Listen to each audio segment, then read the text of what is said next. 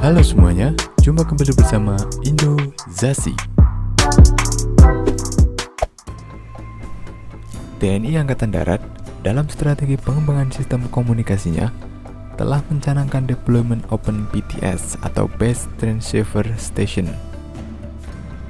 Akses jaringan seluler mandiri ini digadang untuk menyambung urat komunikasi hingga wilayah pedalaman, terutama di area yang tak terjamah coverage operator seluler. Lain dari itu, BTS juga dirancang sebagai jejaring akses kendali bagi drone.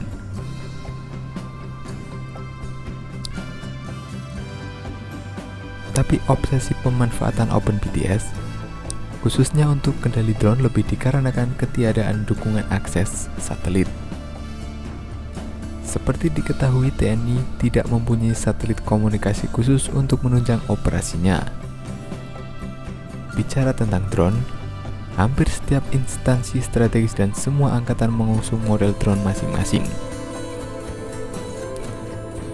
Karena minus peran satelit, maka kendali drone di Indonesia masih berkuat pada sistem LOS atau Line of Sight dari GCS Ground Control State ke drone. Sementara untuk misi intai jarak jauh yang sifatnya over the horizon dengan sistem NLOS atau non-line of sight belum dapat dijalankan optimal lantaran keterbatasan dukungan satelit.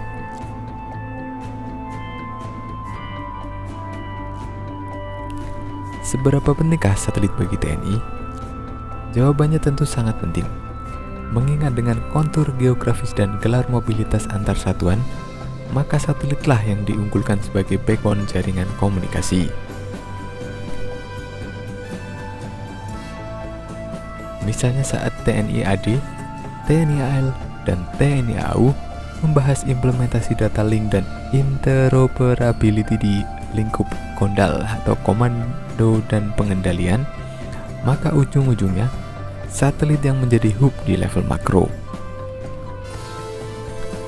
Di Kohanutnas, perangkat CMOV atau Central Monitoring and Observation Vehicle yang bisa memonitor visual radar militer dan radar sipil secara terintegrasi juga telah butuh satelit. Di TNI AL, seorang panglima armada untuk bisa memantau keberadaan tiap kapal perang secara real time juga butuh dukungan satelit. Selama ini, untuk memonitor posisi keberadaan kapal perang masih dilakukan secara manual lewat jalur radio. Itu baru sebagian saja dari peran satelit dalam menunjang tugas dan misi militer. Karena tiadanya satelit militer, TNI pernah menggunakan satu transponder satelit Palapa B4 milik PT Telkom. Satelit Palapa B4 dioperasikan pada tahun 1992 hingga berakhir pada tahun 2005. Meski berlabel Palapa, kepemilikan saham PT Telkom dan PT Indosat Ooredoo sebagian dimiliki oleh asing. Terlebih, Ooredoo Indosat yang 65% sahamnya dikuasai asing, yakni Ooredoo Asia Pte Ltd.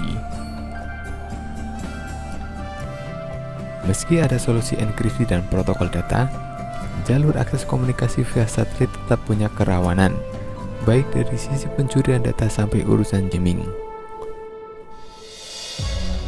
Terlebih dengan satelit sewaan yang ada campur tangan asing, maka keamanan data nasional jadi taruhan. Idealnya memang bisa menyediakan satelit buatan dalam negeri. Sayangnya, untuk level satelit komunikasi yang berisi multi transponder, teknologinya belum dikuasai.